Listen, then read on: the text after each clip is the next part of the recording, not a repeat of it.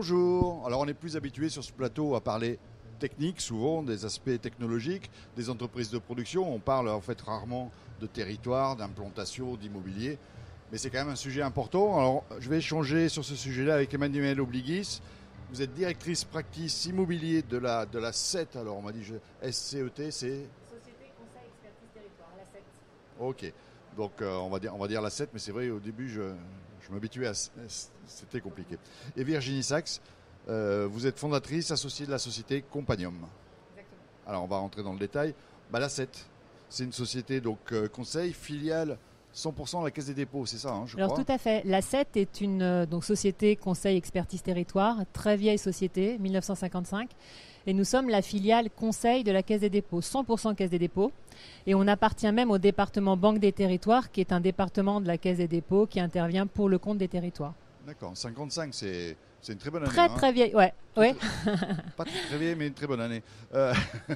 Ça représente combien de personnes Alors la SET, nous sommes un groupe de 350 personnes parce que nous avons des filiales qui interviennent à la fois dans l'urbanisme réglementaire, dans le logement social et dans l'expertise immobilière. Donc 350 consultants.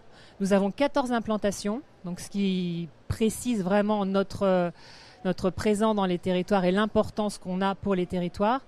Et avec un noyau dur à Paris et à Lyon. Et votre métier, votre compétence, c'est plutôt l'aménagement, l'organisation des territoires, c'est ça? C'est les collectivités, les entreprises publiques, locales. Alors nous intervenons sur En fait, c'est pour arriver après sur l'industrie, parce que c'est bien vrai qu'on sûr, voit plutôt avec cette image territoire. Bien sûr, oui, tout à fait. Pas forcément lié à l'industrie. Nous intervenons sur tous les domaines liés à l'ingénierie territoriale, de la stratégie à l'opérationnel, c'est-à-dire, justement, on y arrive, à l'aboutissement des projets dans les territoires. Et ce qui caractérise en fait l'aboutissement des projets, ce sont bien les projets immobiliers. Donc de la stratégie à l'aboutissement des projets. Et par ailleurs, on est 360 en termes d'expertise. Donc on couvre le développement économique, le commerce, l'aménagement, l'urbanisme, la mobilité, etc. Donc on couvre vraiment tout un ensemble d'expertises qui touchent à l'ingénierie territoriale avec vraiment une grande compétence dans les montages juridico-financiers pour faire réellement atterrir les projets. Alors récemment, vous avez trouvé un accord avec Compagnon, on va y venir, et pour se diversifier en fait vos interventions avec des porteurs de projets, des ETI, des PME dans leur stratégie en fait d'implantation sur les territoires, c'est ça? Tout à fait. Alors, comme vous le disiez tout à l'heure, le faisiez remarquer, la SET, à vrai dire, a pour environ 85% de ses clients des acteurs publics, et en particulier des collectivités locales, que nous connaissons donc très très bien. Et jusque-là, nous travaillions dans le développement économique auprès de ces acteurs publics, auprès des agents de développement économique, sur des sujets de filières, de territoire, etc. Et on a pris conscience à la faveur du plan de relance récent et puis de France 2030 qu'il y avait très très certainement un maillon de ce développement territorial et développement économique qui nous manquait, ce sont les porteurs de projets. Et donc, avec l'arrivée de Romain Lucaso, qui sera interviewé un petit peu plus tard, je crois, nous avons souhaité nous adresser à ces porteurs de projets pour justement faire le lien entre leurs projets d'implantation et les stratégies des territoires. Donc, c'est tout l'enjeu de cette offre. Et nous qui connaissons très bien les territoires, leurs enjeux de développement économique et qui ne connaissons pas les porteurs de projets et en particulier les ETI et les PME qui sont les cibles de cette offre, nous avons souhaité nous associer donc avec Companium dont vraiment c'est la compétence. Donc je passe justement, Virginie, de votre côté, vous êtes une société de conseil pour PME et ETI françaises. Déjà, est-ce que vous pouvez nous donner quelques chiffres? C'est une plus jeune société, j'imagine. Vous en êtes la fondatrice, donc on ne remonte pas aux années 55. Et combien de personnes, qu'est-ce que ça représente votre entreprise? Donc tout à fait, je suis cofondatrice associée de la société Companium, qui est une marque de conseil de référence pour les PME et les ETI, en particulier industrielles, pas uniquement, mais mon expertise est en particulier industrielle. On est en effet plus jeune. On a été créé en 2020. Après donc une expérience significative à la fois dans l'industrie et pour ma part également côté territoire et collectivité. On a un noyau dur à Paris, donc une équipe de 6 personnes aujourd'hui et des relais dans toutes les régions de France, dans tous les territoires, parce que notre activité est principalement d'être basée, fondée dans nos territoires. Pourquoi ça ? Simplement parce que les PME et les ETI industriels sont les poumons économiques des territoires. Nous les accompagnons dans leur développement pérenne et durable. Ce qui compte pour nous, c'est que les PME, les ETI fêtent de nombreux anniversaires. Donc la pérennité, c'est vraiment au cœur de notre modèle. Et le territoire, l'écosystème territorial est le premier partenaire et le premier levier de pérennité de ces entreprises. Donc ça n'aurait pas de sens d'être beaucoup plus nombreux à Paris. Alors c'est amusant parce que je fais pas mal d'interviews avec Global Industrie, les GI 360, etc. À chaque fois, je pose la même question aux industriels quand je les vois, c'est qu'est-ce qui vous manque le plus ?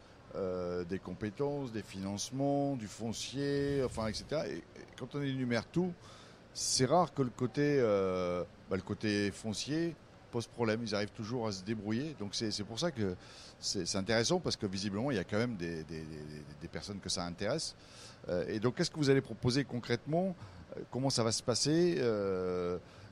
C'est vous qui allez voir les PME en disant tiens, vous avez un projet, je vais vous aider à faire telle et telle chose. J'aime pas le terme de produit, mais votre service, il va être fait comment ? Qu'est-ce que vous allez proposer concrètement ? Alors, simplement pour rebondir sur la question que vous posez, qui est une très bonne question, qu'est-ce qui manque le plus ? Peut-être que le foncier n'arrive pas en tête de la liste parce qu'en effet, on finit par se débrouiller. Mais finir par se débrouiller, c'est peut-être pas une très bonne situation. D'une part, parce que ça reste une difficulté, c'est un irritant. Il y a aujourd'hui moins de foncier productif que ce dont on a besoin. Et surtout, on ne s'implante pas dans n'importe quel territoire. Le choix du territoire est essentiel. Donc oui, on finit par se débrouiller au prix de quelques irritations, voire de délais de plusieurs mois, voire plusieurs années. Et pour autant, c'est un enjeu essentiel pour les industriels et pour un développement économique cohérent de l'industrie en France, parce qu'on n'industrialisera pas n'importe où, pas n'importe quel produit, et surtout pas n'importe où. Mais quand je vous écoute, on a l'impression que les entreprises n'ont pas de stratégie d'implantation en fait. C'est ça votre bilan, vous dites on se débrouille, mais ça veut dire que ça ne fait pas partie de leur stratégie forcément cet aspect-là. Alors je sais pas, je vous laisse répondre toutes les deux. Alors je vais faire une première partie de réponse et puis je passe la main à Emmanuel. Elles ont une stratégie d'implantation. Cependant, très souvent, l'implantation, l'ouverture d'un nouveau site ou l'extension de site reste un projet principalement immobilier. Or, cette stratégie d'implantation, qui est pensée, évidemment, au démarrage du projet ou lorsque l'on envisage la relocalisation de certains produits en France, bien sûr qu'on pense stratégie. À partir du moment où on commence à parler foncier, on finit par penser cette implantation uniquement sous l'angle immobilier. Or, la stratégie d'implantation, c'est beaucoup plus large. Bien sûr, ça part de la stratégie de l'entreprise, puis on arrive sur le choix du site. On ne choisit pas n'importe quel territoire. On choisit les modalités de financement, le portage, les modalités de portage immobilier de ce nouveau site. On définit la conduite du projet, on mène le projet, on l'exécute. Puis lorsque le projet est mené, on recrute. Et enfin, on s'ancre durablement dans les territoires. Donc tout ce projet, le projet immobilier est bien sûr le cœur, mais il commence bien en amont et il finit bien en aval, bien après avoir reçu les clés du site. Ouais, et pour revenir au cœur de cette chaîne en fait d'implantation, le projet immobilier, en fait, c'est toujours bien plus qu'un projet immobilier. Et on sait que l'immobilier, c'est compliqué, c'est surtout complètement en lien avec les territoires, avec les procédures réglementaires, etc. Souvent, dans cette typologie d'entreprise, les ETI et les PME, il n'y a pas de directeur immobilier. Donc, c'est le DG qui le porte ou quelqu'un qui en a la charge le temps que ce projet se fasse. Or, ce sont des compétences très précises qui nécessitent de bien comprendre les rouages de l'administration, les rouages politiques, les rouages du territoire. Et nous, l'ACET, qui connaissons donc bien les territoires et ces dispositifs, on est là pour les aider à porter ce projet. On est là pour éventuellement identifier un foncier, identifier ses caractéristiques, ses problématiques. Vous disiez, Virginie le disait, que le foncier n'est pas un problème a priori comme ça. Bon, cependant, avec ce que le ZAN, je ne sais pas, le zéro artificialisation nette qui s'impose au territoire, le foncier devient une vraie problématique. Et nombre de fonciers disponibles maintenant sont des fonciers critiques, difficiles, compliquées. Donc il y a vraiment un travail à faire sur cette qualité du foncier. Et puis sur les procédures qui sont de plus en plus exigeantes en termes environnementaux, réglementaires. Donc on est là vraiment pour fluidifier ce processus d'implantation, sécuriser le projet. Sécuriser, ça veut dire quoi? Ça veut dire maîtriser les délais qui peuvent parfois se rallonger. On avait fait des statistiques, presque 70% des projets immobiliers perdent du temps, durent plus longtemps que c'était prévu. Tout ça, c'est de l'argent, ça crée des difficultés de production, etc. Et puis le sécuriser financièrement, et comme le disait Virginie, nous, on est capable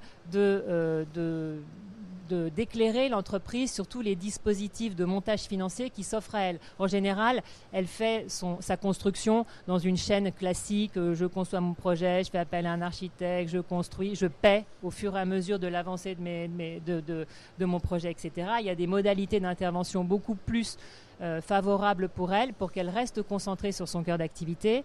Comme vous le disiez tout à l'heure, nous, on est filiale de la Caisse des dépôts, qui est très, très implantée dans les territoires et qui a une vraie volonté d'intervenir auprès des porteurs de projets industriels en tant que financeurs, en tant qu'investisseurs. Donc nous, on a cette capacité à évidemment mettre en lien avec la Caisse des dépôts si le projet lui convient, enfin son modèle économique lui convient, et à identifier d'autres tours de table avec des partenaires privés, voire d'autres, pour faire ce portage immobilier qui laisse à l'entreprise l'attitude de se développer sur son cœur de métier, donc sur le recrutement, sur sa production, sur le rapatriement de ses chaînes de production en France, etc. Mais il y a combien d'entreprises qui sont concernées par vos services? Parce que c'est vrai, quand on dit PME, ETI, on peut voir des PME vraiment PME, j'allais dire presque pas TPE, mais limite.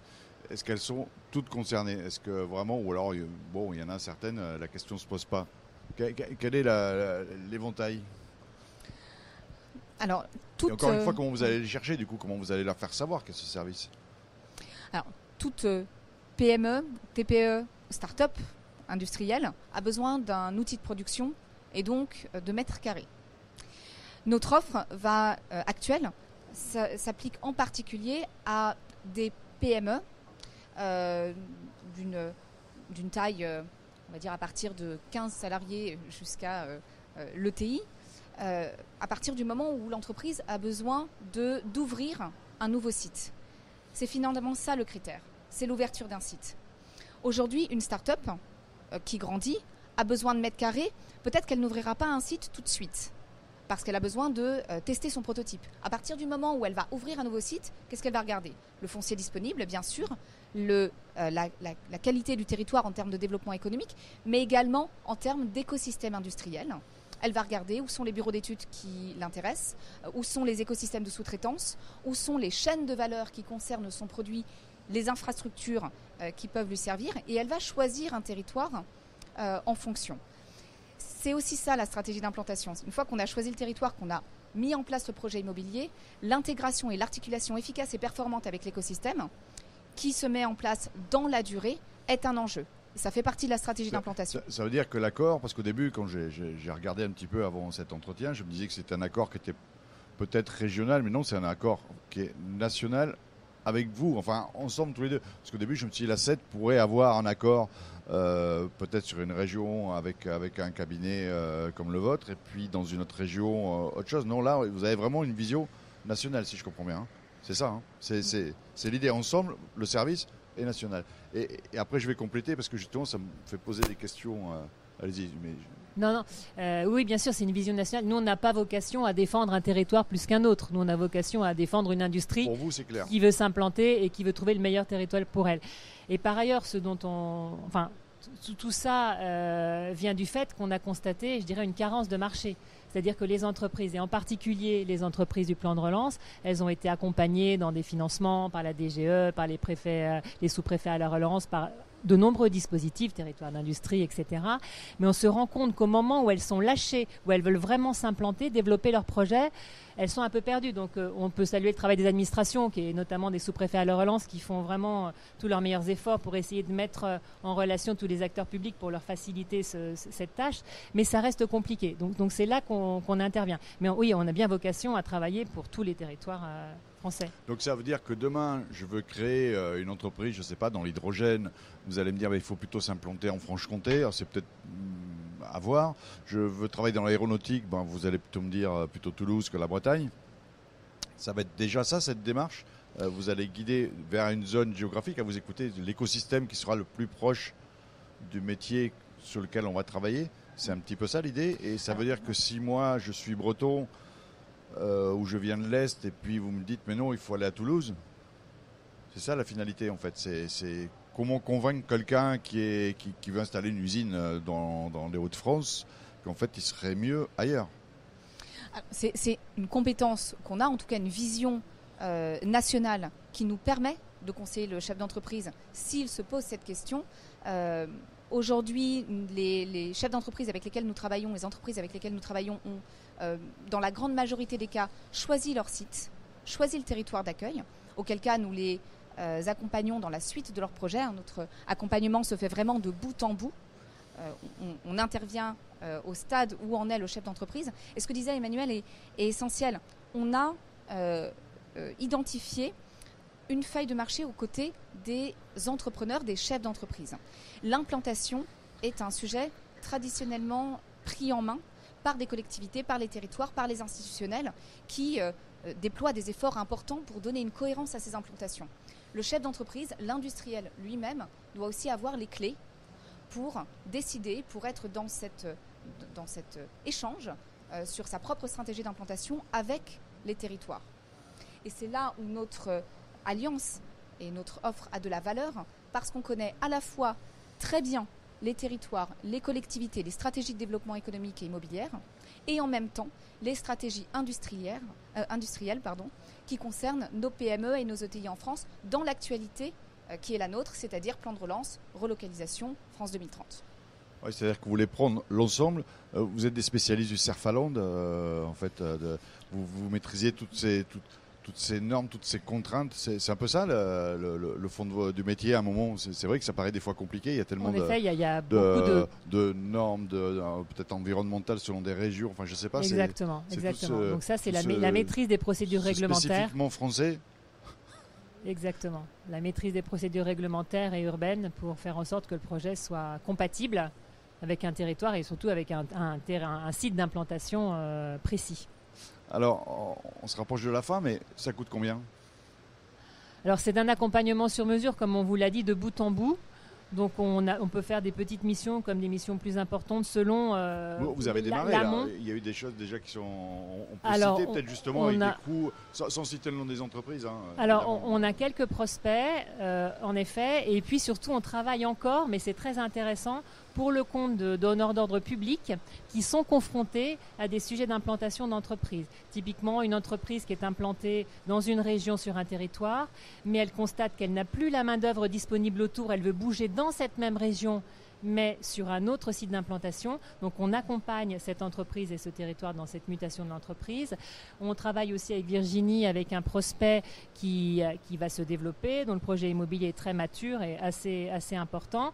Mais visiblement, le plan de mobilité n'est pas suffisamment abouti de la part de la collectivité ou de ses outils. Et cette entreprise va s'implanter alors même qu'elle n'est pas en mesure d'être correctement desservie. Vous voyez, donc là, je peux passer la parole à Virginie parce qu'elle les connaît bien.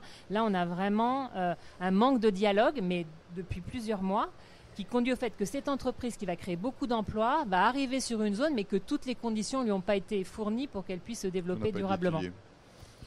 Cet exemple est particulièrement intéressant parce qu'il illustre bien le besoin de notre double compétence.